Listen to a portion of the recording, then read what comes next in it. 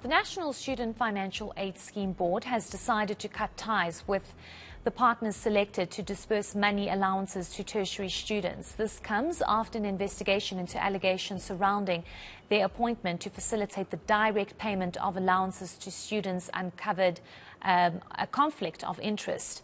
Students have been protesting against the new NSFAS system.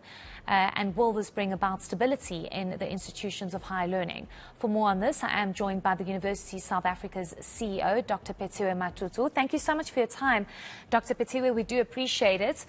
I actually received a message from one of the students at TUT this week, expressing serious gratitude and happiness about this investigation and what it's unearthed, because there was a lot of panic and dissatisfaction about this NSFAS system, and you had students protesting. What is your sense around this investigation and what it has unearthed? We welcome it as University of South Africa. We're quite excited to hear that the 4 service providers, as their services have been terminated. And it is such a pity that the necessary due diligence, which should have occurred before they were hired, did not occur. With serious ramifications for the higher education sector. As you are aware, perhaps, there was a time where we had about 8 different higher education institutions which were protesting against the system. And its implementation has led to some students not receiving their funds. Others had funds stolen in their accounts.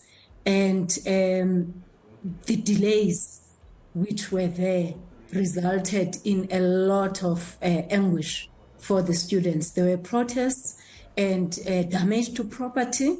And some of the students even going to jail as a consequence of this. So you can hear that the effects of this era are just immeasurable. And you know, you speak about the fact that a lot of trauma was placed on these students because a lot of them cannot study and cannot survive without NSFAS funding. And if there were difficulties with all of this, you can only imagine what they went through. But I'm curious to know what you think of the department as a whole and NSFAS CEO, him having to explain himself why he should not be fired. Because according to my understanding of the way things unfolded, is that he was fully aware of these service providers. He basically handpicked these service providers, fully aware of the difficulties or the challenges that they might have brought about. Do you think that he should still be given an opportunity to explain why he should not be fired, or do you think action should have been taken against him immediately? I think it's only a fair process to ask him to provide reasons why he should not be fired. And I think it's an easy way out to see this as the solution, because looking at a system such as ours, externally and internally, the policies, both internally and externally, there's no way in which they could have enabled one person to get away with doing such a mammoth kind of damage. I want to ask. So I do believe that. Sorry. I do believe that system-wide and also internally, it should certainly be more than one person which it would take to carry out this kind of responsibility. As you can hear, it's a huge tender, and over and above that, the ramifications of the errors of not doing the necessary due diligence and also not piloting it after having chosen whatever service providers within the system. Those things are big errors. And it's not like he is the only person who was not aware of the fact that they had to test this thing at a few institutions before rolling it out. So I can't say it's only his responsibility. I do believe that there are a number of people who are aware. We issued a statement in November outlining that when this system gets introduced, it must be piloted on a few institutions first. That did not occur. It was rolled out in the entire system.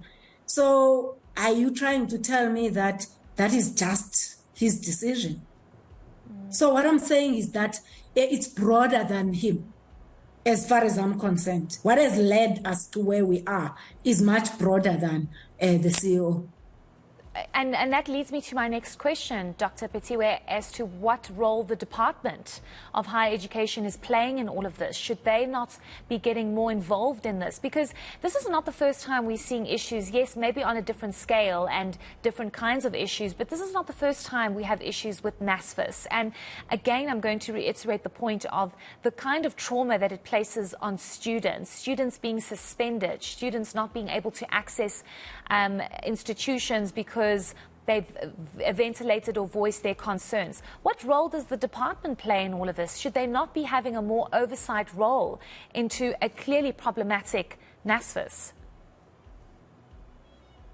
The role of the department is supposed to be policy formulation and also ensuring that the institutions or its entities work. So those are the two aspects of the role of the Department of Higher Education and Training. So when this system was introduced, it would have been introduced with the knowledge of the Department of Higher Education and Training, and also its effectiveness, the way in which it would work or not work. We had highlighted that it should be piloted, as I'm mentioning, to an NSFAS together with the Department of Higher Education and Training, and that did not happen. So what I'm saying is that the department does have oversight over its entities and the way in which they are run. Okay, just lastly, Doctor, how do we ensure that we avoid this kind of issue creeping up again? How do we ensure that this does not happen again? That's exactly the point. For as long as we do not know what the enablers for this situation were, outside and inside NSFAS, we are talking about one person who is the CEO of NSFAS. I think we're missing the boat. We need to get to the bottom of what really enabled this kind of a big decision, where a lot of people were against it being implemented the way in which it was implemented, to go ahead and force, and with serious ramifications, which I'm saying to you are immeasurable right now. So it's something that we need to look at. Okay, thank you so much for your time this evening. We do appreciate it.